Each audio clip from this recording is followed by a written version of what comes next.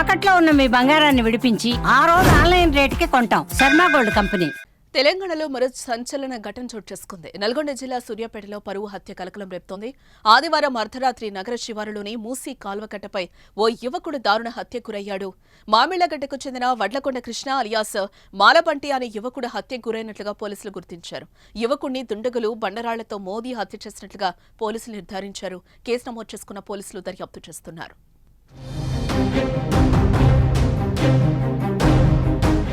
ఇక మృతుడు మామిళ్లగడ్డకు చెందిన కృష్ణ ప్రేమ వివాహం చేసుకున్నాడు. 6 నెలల కిందట భార్గవి అనే అమ్మాయిని కులాంతర వివాహం చేసుకున్నాడు. చెల్లెలు భార్గవి కులాంతర వివాహం చేసుకోవడం ఆమె సోదరుడికి అస్సలు ఇష్టం లేదు. కృష్ణపై భార్గవి సోదరుడు పగతో రగిలిపోతున్నాడు. పలు హత్యా కేసులో కృష్ణ కీలక నిందితుడిగా ఉన్న పళంగా హత్యకు గురి కావడంతో అంతా అయోమయం నెలకొంది. కృష్ణది పరువు హత్యనా లేదా పాత కక్షలే కారణమా అని పోలీసులు ఆరా తీస్తున్నారు. కృష్ణను భార్గవి సోదరుడు ప్లాన్ ప్రకారం దారుణంగా హత్య చేసినట్లు తెలుస్తోంది. నిందితులు పోలీసుల ముందు లొంగిపోయినట్లుగా తెలుస్తోంది.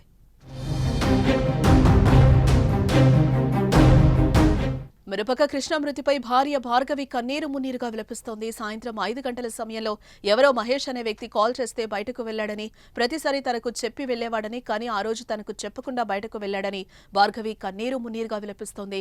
నిందితులపై కఠిన చర్యలు తీసుకోవాలని డిమాండ్ చేస్తోంది. ఇక చాలా రోజుల నుంచి ప్రశాంతంగా ఉన్న రాష్ట్రంలో సూర్యాపేట జిల్లాలో పరువు హత్య మరోసారి కలకలం రేపుతోంది. ఈవినింగ్ టైంలో 5ంటికి బయటికి వెళ్ళిండు. నాకు చెప్పకుండా ఎప్పుడైనా చెప్పి వెళ్తాడు, అసలు చెప్పకుండా ఎవరో మహేష్ అనే పేరు ఫోన్ చేసిండు, వెళ్ళిండు ఏదో తీసుకొస్తా సరే అని చెప్పి. నాకైతే వాళ్ళ మీదే ఉంది. చాలగడ్డ అంటే ఎవరు నాకేం చెప్పలేదు, అసలు చెప్పి కూడా పోలేదు. ఎప్పుడైనా చెప్పి పోతాడు. మీ పేరెంట్స్ మీద ఏమైనా అనుమానం ఉందా? ఈ మధ్యకాలంలో మీ అన్న ఏమైనా బెదిరిస్తుందా?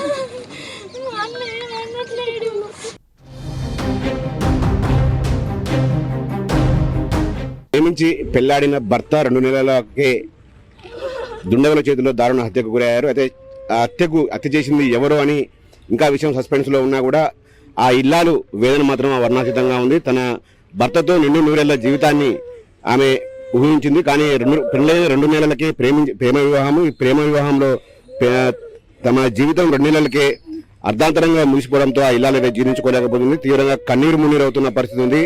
మొత్తం కూడా వాళ్ళ ఏదైతే మృతుడు కృష్ణ ఉన్నాడో, కృష్ణ స్నేహితులు కూడా ఇక్కడ హాస్పిటల్కి వచ్చి అతని చూసి అతనితో ఉన్న జ్ఞాపకాలను నెమరవేసుకుంటూ తీవ్ర విషాదంలో ఉన్న పరిస్థితి కనబడుతుంది. ప్రస్తుతం మనతో పాటు కృష్ణ ఎవరైతే మృతుడు ఉన్నాడో, మృతుని భార్య ఉన్నారు, వారితో మాట్లాడదాం.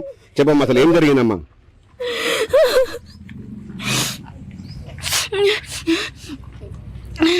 నేనెవరో ఫోన్ చేసిర్రు.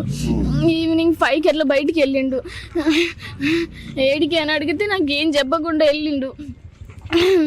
నేను నార్మల్గా ఫోన్ మాట్లాడుతుంటే 7కి అన్నా చెప్పకుండా కూడా వెళ్ళిపోయిండు. ఎవరో ఆయన ఫోన్ చేసిండు మహేష్ అని, ఆయన రమ్మన్నాడు. 7కి రమ్మంటే వెళ్ళిండు. అదే చెప్పిండు, నాకు ఏం తెలియదు. ఇంకా అంటే రెగ్యులర్ గా రోజు ఫోన్ ఇంట్లో పెట్టి పోయి వెళ్ళాడా? ఫోన్ తీసుకో వెళ్ళలే కదా, ఫోన్ ఎందుకు తీసుకెళ్ళలేదు? రెగ్యులర్ గా అట్టే జరుగుతుంటుందా లేకపోతే? లేదు, ఒక్కొక్కసారి నేను నార్మల్గా ఒక్కదాన్ని ఉంటా అని చెప్పి ఫోన్ ఇచ్చేసి వెళ్తాడు. ఎప్పుడు మ్యాక్సిమం ఎప్పుడు తీసుకెళ్తాడు ఫోను. అంటే మీకు వివాహం జరిగి ఎంతకాలం అయింది? మీది లవ్ మ్యారేజ్ అని కూడా తెలుస్తా ఉంది. ఎంతకాలం అయింది మీరు ఊహించుకోండి? మీరు పెళ్లి చేసుకునేటప్పుడు మీ పెద్దల నుంచి కానీ, మీ కృష్ణ పెద్దల నుంచి కానీ ఏమైనా వ్యతిరేకత, ఏమైనా అబ్జెక్షన్ వచ్చిందా?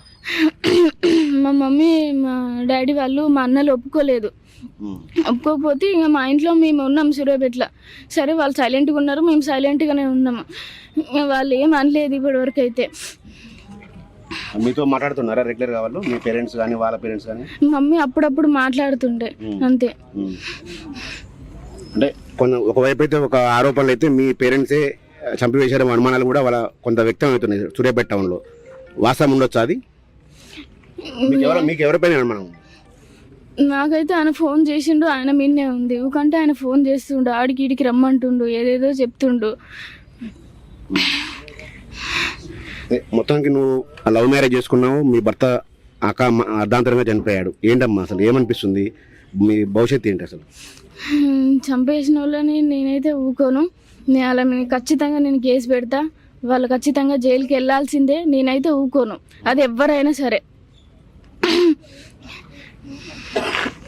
ఇది ఈ కృష్ణ వాళ్ళ భార్య చెప్తా ఉంది, చనిపోయిన వాళ్ళని ఎంతటి వారైనా కూడా వదిలిపెట్టను, మా పేరెంట్స్ ఉన్న అందులో కూడా వాళ్ళని వదిలే ప్రసక్తి లేదని కూడా ఆమె చెప్తా ఉంది. అయితే నిన్న మహేష్ అనే వ్యక్తి అయితే ఫోన్ కాల్ చేశాడు కృష్ణకు. ఆ మహేష్ కాల్ చేయడం ద్వారానే తను ఒంటరిగా ఇంట్లో ఉన్న నేపథ్యంలో తన మొబైల్ నాకు ఇచ్చి ఆమె బయటకు వెళ్ళిపోయాడు. నిన్న బయటకు వెళ్ళిన కృష్ణ ఇక తిరిగి రాలేదు. ఈరోజు ఉదయం పోలీసులు సమాచారం ఇస్తే కనుక నాకు తన ఆచూకీ తిరిగి రాలేదని కూడా ఆమె ఇల్లాలో చెప్తుంది. మొత్తంగా తన భర్తతో 200 జీవితాన్ని అయితే ఆమె ఊహించుకుంది.